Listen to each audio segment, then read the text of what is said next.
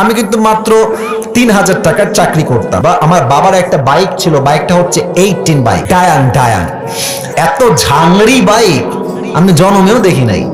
Start দিয়ে এখান থেকে যাই 1 কিলো গিয়ে আবার বন্ধ হয়ে যায়, ওখানে গিয়ে আবার এমনে ঝুঁকাই, তেল আছে তাও চলে না। তবুও কোন মতে ঠেলে ঠুলে চালাইছি কয়েক মাস যাব। আচ্ছা, একটা পর্যায়ে গিয়ে এমন একটা অবস্থা হলো আমার পকেটের, যে তেল যে ভরবো ভাই ওই টাকা আমার পকেটে নাই। তা আব্বাকে বললাম, আব্বা मैं माफी भी मांगता हूँ, दुआ भी मांगता हूँ, আমার দ্বারা এই বাইক আর চলবে না, তোমার বাইক তুমিই রাখো। তা আব্বা বললো, কি করব বাইকটা, আমার পায়ে তো ব্যথা, আমি তো হার্টের রোগী, এটা কি সেল করে দিব? বললাম বিক্রি করে দাও, আমি এটা বিক্রি করে সাইকেল কিনবো, সাইকেলের চাইতে ভালো হবে আমার জন্য। তো যাই হোক, বাইকটা বিক্রি করব ভাব, মানে এটা এইভাবে কখনো আমি আগে কোনো মাহফিলে বলি নাই, এতটা ব্যাখ্যা দিয়ে বলি নাই, আজকে বলছি বাইকটা বিক্রি করে দিব অভাবের জন্য। বাট বিশ্বাস করেন সেই সময়টা প্রতিদিন তাহাজ্জুদ পড়তাম, প্রতিদিন আল্লাহকে বলতাম যে আল্লাহ তুমি আমাকে কবুল করো, আমার চেষ্টা কবুল করো। আর আমি দুইজনের ওয়াজ খুব বেশি শুনতাম, এক আজহারের ওয়াজ শুনতাম খুব বেশি, আর একজন আমি আল্লামা দেলোয়ার হোসেন সাঈদীর ওয়াজ খুব বেশি শুনতাম সেই সময়ের কথা। It has been 3 years or maybe 4 years back, 3 বা 4 বছর আগের কথা। তো হঠাৎ করে আমি একদিন জুমার খুতবা দিলাম, আমি আবার বলছি এই কথা কিন্তু আমি কখনো কোথাও আপনারা শোনেন নাই, আমি আজকেই বলছি। তো জুমার খুতবা দিলাম, আমি প্রায় 1 বছর যাবত জুমার খুতবা দেই, ভিডিও আপলোড হয়, কিন্তু কখনো কোনো রেসপন্স আসে না, আই মিন কেউ দেখে না ভিডিও। এই 10টা-20টা লাইক পড়ে, 2-1জন কমেন্ট করে মাশাআল্লাহ, আমি তাতেই খুশি, আলহামদুলিল্লাহ, 2-1জন দেখলে আমার জন্য এনাফ, বা আমার খুশি কারণ হয়ে যাবে। তো আমার মনে আছে হঠাৎ করে একটা ভিডিও আপলোড হলো আমাকে নিয়ে, মাশাআল্লাহ ভিডিওর টপিক খুব ভালো ছিল, লাখ লাখ রিচ হয়ে গেল, একদিনেই মনে করেন যে 10-20 লাখ মানুষ দেখে ফেললো সেই ওয়াজটা। পরে মিডিয়ার থেকে আমাকে কল দেওয়া হলো যে আপনি জুমা পড়ান কোথায়, আমরা আপনার ভিডিও রেকর্ড করব।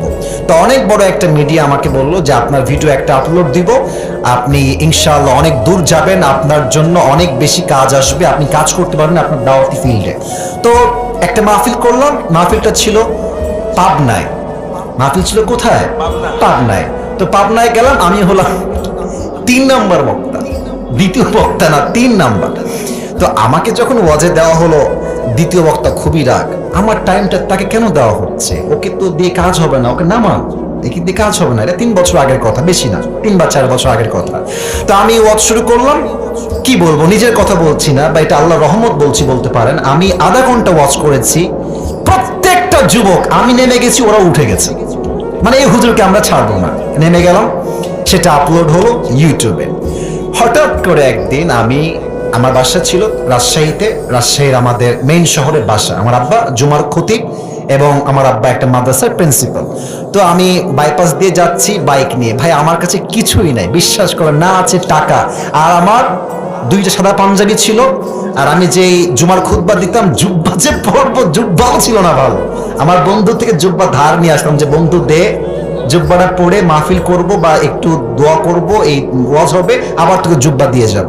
তো আমি এই অবস্থায় মাহফিলের জন্য বা রাস্তা দিয়ে হাঁটতেছি, তো হঠাৎ করে আমার কাছে একটা কল আসলো, বললো আপনি কি আবরারুল হক আসিফ বলছেন? এটা অনেক আগের কথা, আমার ক্যারিয়ার কিন্তু শুরু হয় না। বললাম জি ভাইয়া, আমি আবরারুল হক আসিফ বলছি, আপনি কে? তো বললো যে আমি অমুক জেলার থেকে বলছি, আপনার একটা মাহফিলের ডেট লাগবে। শুনে কলিজায় এত শান্তি লাগলো যে আলহামদুলিল্লাহ, আল্লাহ হয়তো আমার রাস্তা খুলতেছে, এই তো রাস্তা আমার খুলে যাচ্ছে। তা আমি একটু ভাব নিলাম, আমার কিন্তু ডেট মেট কিছুই নাই। বললাম ও আচ্ছা, ডেট নিবেন কবে, আমাকে তো দেখতে হবে ভাই। তো বলছে যে ভাই ডেটটা আমরা 2 মাস পরে নিব, যদি আপনি ডেট দেন তাহলে আমরা। ও তো ভাবছে মাশাআল্লাহ, মিলিয়ন ভিউ, এ তো অনেক বড় বক্তা হবে রে ভাই। তো আমি একটু ভাবতাম, আমি বললাম ঠিক আছে, আমি ডায়েরি দেখে আপনাকে বলছি। আমার ডায়েরিতে কোনো ডেটই নাই। তো যাই হোক, পরে সে বললো যে ভাই ডেট কি আছে, ডেট কি হবে? আমি নিজেই, আমার তো ডেট লাগবে রে ভাই। আমি কল দিয়ে বললাম ভাই হ্যাঁ অমুক তারিখের ডেট হতে পারে, আপনি কি ডেটটা নিবেন? তো বলছে অবশ্যই নিব। তো বলছে যে ভাই আপনার হাদিয়া কত? আমি তো জীবনে হাদিয়াই নিই না, হাদিয়া কত বলবো? এখন বলছি যে ভাইয়া হাদিয়া আসলে বলা যাবে না, আপনি বলেন যে আপনি আমাকে কত দিবেন। তো আমার বেতন কিন্তু ভাই মাত্র 3,000 টাকা, এবং 3,000 টাকা এত কম আমার জন্য, বাইকের তেল ভরতে আমার 3,000 টাকা শেষ হয়ে যায়, খাবো কি আর পরবো কি? তো আমার ভাই বলছে যে আপনি একটু বললে আমার জন্য খুব ভালো হয়। তো আমি বললাম যে আপনাদের গত বছরে কে আসছিল? বলছে আমাকে একজন বক্তা আসলো, কয় টাকা দিয়েছেন? বলছে 20,000 টাকা দিয়েছি। 20, মনে বলছি 20,000 টাকা, আর ওকে বলছি ভাই এটা কোনো টাকা হইলো? আচ্ছা যাই হোক, অনেক কথাবার্তা বলে সে বললো ঠিক আছে আপনাকে আমরা 25,000 টাকা দিব, গাড়ি ভাড়া সবকিছু মিলিয়ে, খাওয়া দাওয়া মিলিয়ে, থাকা সহ 25,000 টাকা আমি আপনাকে দিব। তো বললাম দিব বললেই তো হবে না ভাইজান, আপনাকে তাকে অ্যাডভান্স করতে হবে, না আমি প্রোগ্রামটা কনফার্ম মনে করবো কেমন করে? তো বলছে ঠিক আছে ভাই আপনি আপনার নাম্বারটা আমাকে দেন, আমি আপনাকে 5,000 টাকা অ্যাডভান্স করছি। আমি বললাম ইয়ার ইয়ে তো মেরি রাস্তা খুল গিয়া মাশাআল্লাহ। তো বলছে ঠিক আছে আমি আপনাকে দিচ্ছি, নাম্বারটা আমাকে পাঠান। তো নাম্বার দিলাম, 3 দিন কোনো খবর নাই। মনটা আবার খারাপ, জানলাম ডেটটা কি তাহলে পাবোই না। তো 3 দিন পরে আবার আমার ভাই কল দিয়ে বলছে প্রিয় ভাই আপনাকে তো আমি টাকা দিব, বাট আমি টাকা তুলতে পারি নাই এলাকার থেকে, তাই টাকাটা দিতে পারি নাই। তো মাশাআল্লাহ সবাই আমাকে টাকা দিয়ে দিয়েছে, আপনার নাম্বারে আমি এখনই টাকা পাঠাচ্ছি।